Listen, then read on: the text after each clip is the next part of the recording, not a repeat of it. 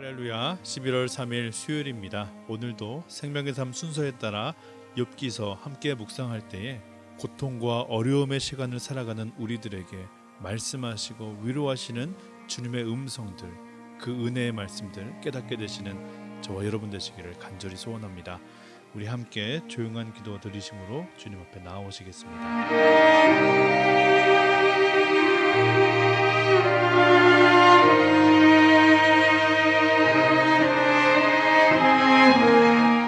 아멘. 오늘 우리에게 주시는 하나님의 말씀 욥기서 17장 6절에서 16절까지의 말씀입니다. 하나님이 나를 백성의 속담거리가 되게 하시니 그들이 내 얼굴에 침을 뱉는구나. 내 눈은 근심 때문에 어두워지고 나의 온 지체는 그림자 같구나. 정직한 자는 이로 말미암아 놀라고 죄 없는 자는 경건하지 못한 자 때문에 분을 내나니 그러므로 의인은 그 길을 꾸준히 가고 손이 깨끗한 자는 점점 힘을 얻느니라. 너희는 모두 다시 올지니라. 내가 너희 중에서 지혜자를 찾을 수 없느니라. 나의 날이 지나갔고 내 계획, 내 마음의 소원이 다 끊어졌구나. 그들은 밤으로 낫을 삼고 빛 앞에서 어둠이 가깝다 하는구나.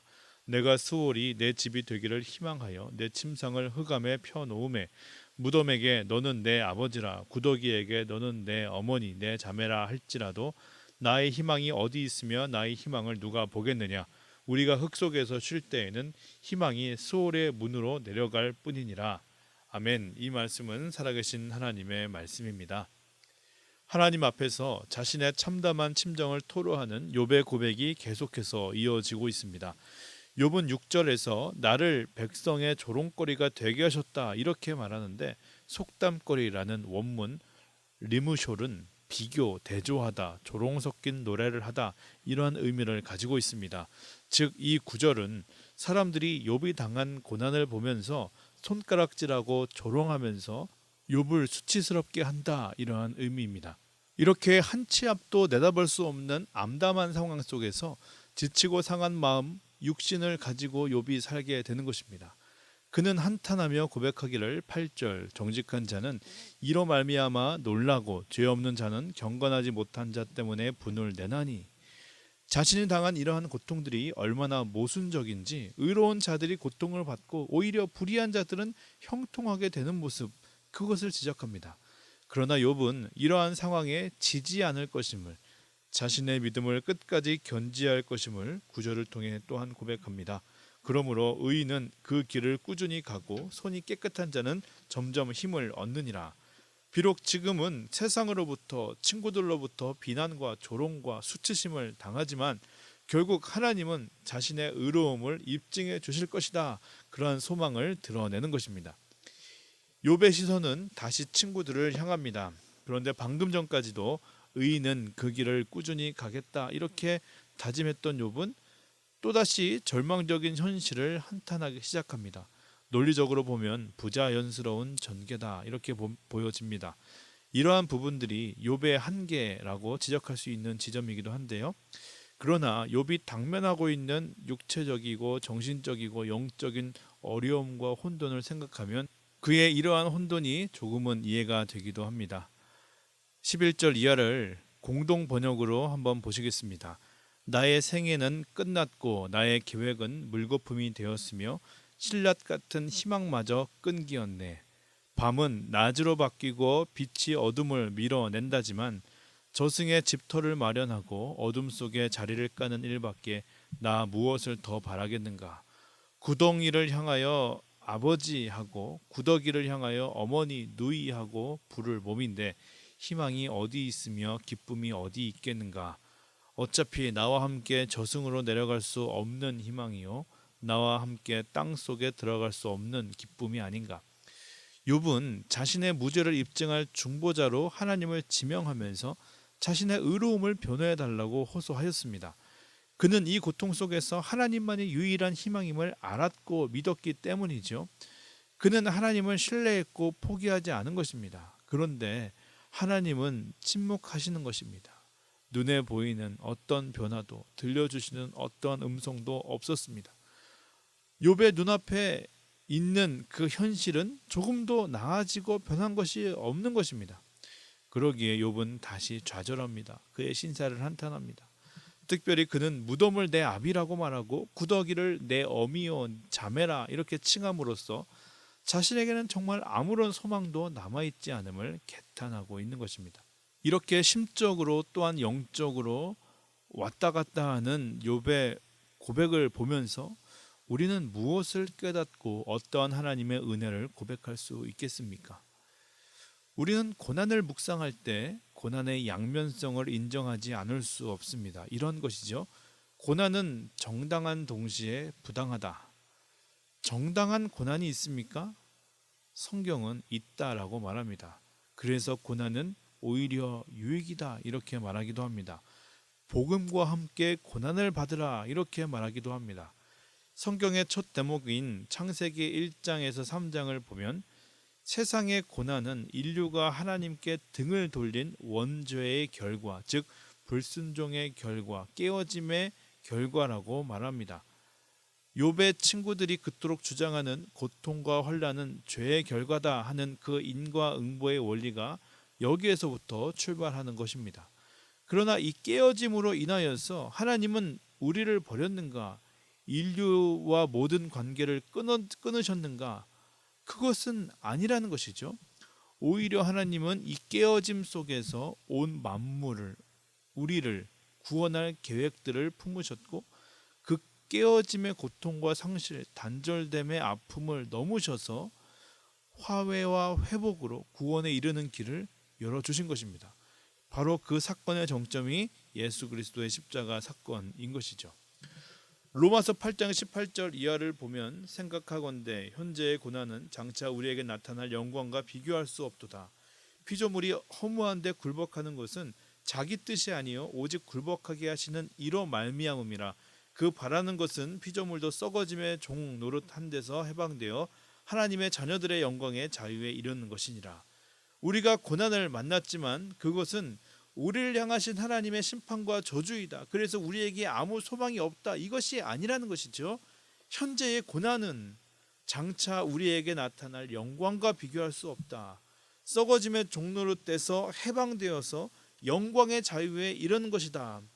하나님은 고난을 통해서 우리를 연단시키시고 오히려 구원의 길로 인도하시며 오히려 영광에 이르게 하심으로 결론적으로는 이 고난도 유익이다 이렇게 고백할 수 있다는 것입니다.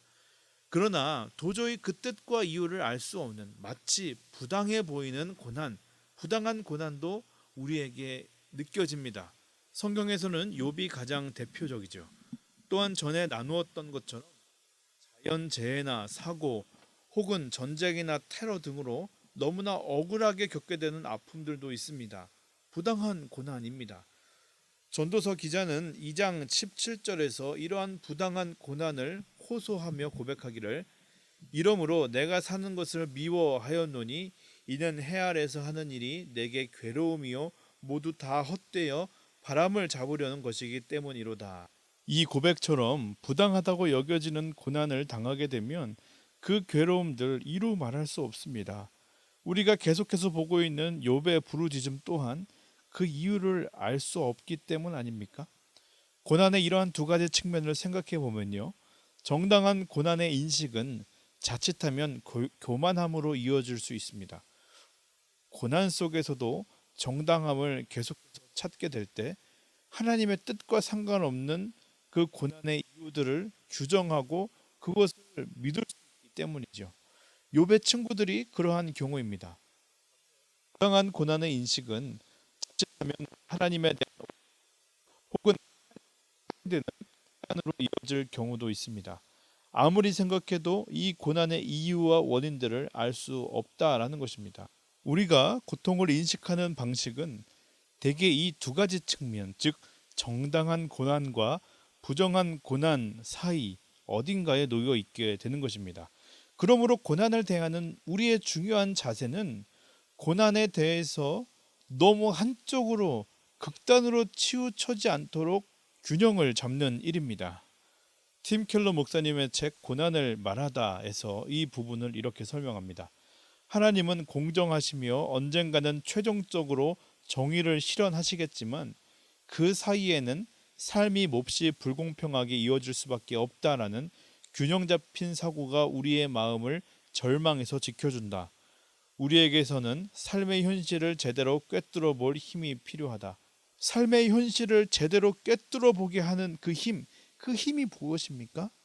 결국 예수 그리스도, 그분을 바로 이해하는 것, 바로 믿는 것, 그분의 가르침대로 바로 살아가는 그 복음의 힘이 바로 그 힘이라고 믿습니다.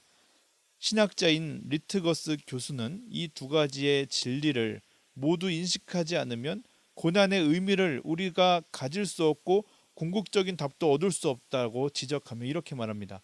성경의 하나님은 십자가에서 인류와 함께 고난을 받으신 분이지만 다른 의미로는 고난을 다스리시는 분이기도 하다. 이 두 가지 사실에 대한 믿음은 고난에는 궁극적으로 의미가 있으며 삼위일체 하나님이 마침내 거기서 구원하신다는 전통적인 기독교 주장의 핵심이 되었다. 욥기를 묵상하면서 우리는 고통에 대한 인식을 고민하지 않을 수 없습니다. 고난 앞에서 그리스도인의 자세는 무엇이 되어야 하는가? 나는 그 고통 속에서 어떻게 반응해야 하는가? 그 대답의 힌트가 여기에 있지 않습니까? 하나님은 조금 더 고난 당하지 않으신 분이면서 왜 나에게 이러한 어려움을 겪게 하십니까? 왜 이렇게 모질고 엄격하게 나를 심판하십니까? 이러한 것이 아니라는 거예요. 하나님이 누구신가? 인간의 몸을 입고 이 땅에 오셔서 스스로를 제한하시고 스스로 고통의 길도 걸어가시는 분이시다.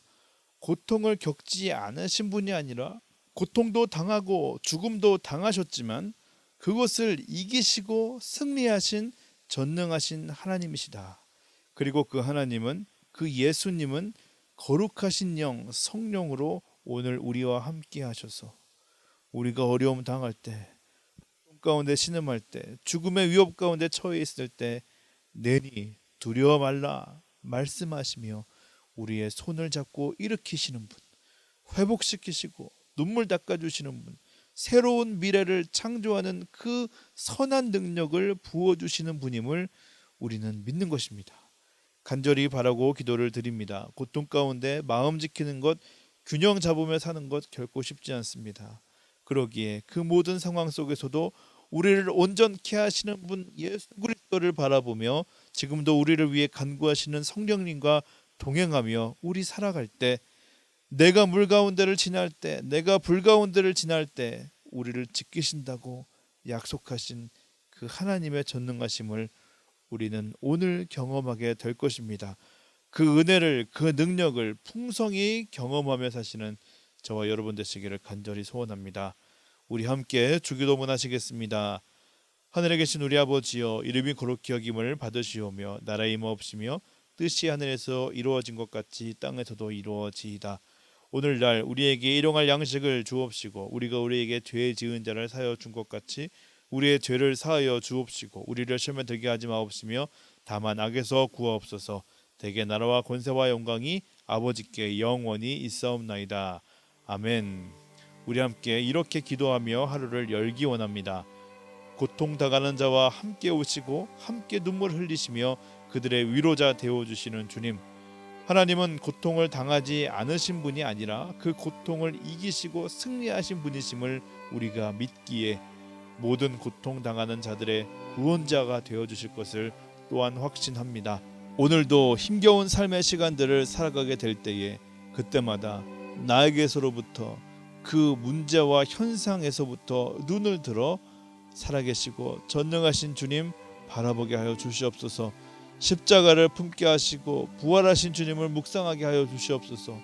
고통 가운데 넘어지고 실족하는 것이 아니라 끝까지 마음 지키며 균형 잡으며 이미 승리하신 주님이 주시는 그 승리를 경험하며 살도록 인도하여 주시옵소서. 우리 함께 그러한 기도로 오늘 하루 나아가기를 원합니다. 기도하시겠습니다.